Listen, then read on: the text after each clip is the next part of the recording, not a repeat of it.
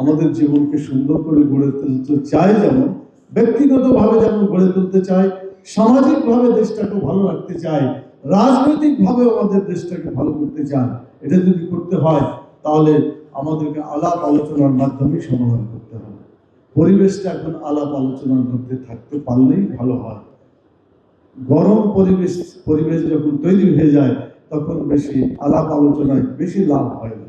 সেজন্য ঠান্ডা অবস্থায় চিন্তা ভাবনা করে সরকারি দল বিরোধী দল একসাথে যদি আমরা বসে আলাপ আলোচনার মাধ্যমে দেশটাকে সুন্দর করতে পারি।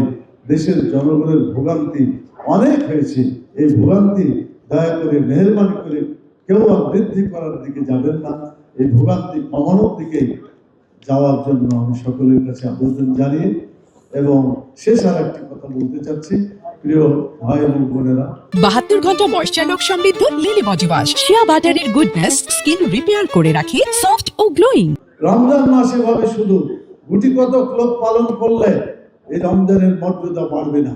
রমজানের মর্যাদা বাড়বে রাষ্ট্রীয়ভাবে রোজাকে সেই মূল্য দিয়ে এবং রাষ্ট্রীয়ভাবে রোজার শিক্ষাগুলোকে বাস্তবায়ন যদি করে তাহলে রোজার মর্যাদা এখানে প্রতিষ্ঠিত হবে।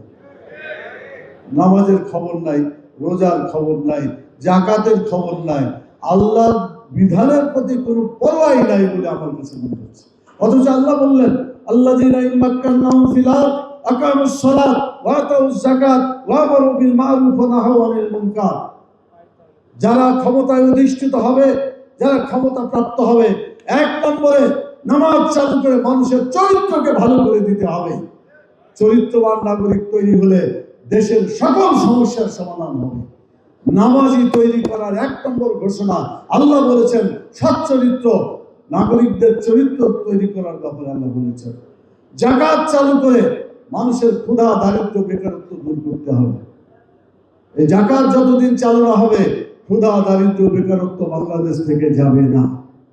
অতএব তাড়াতাড়ি, যেহেতু ক্ষমতায় যারা আসীন হয়েছেন, সরকারি দল হোক বিরোধী দল হোক, প্রত্যেকে একটা গভর্নমেন্ট আর একটা হচ্ছে শ্যাডো গভর্নমেন্ট, এই দুটার কথা পলিটিক্যালি ব্যবহৃত হয়।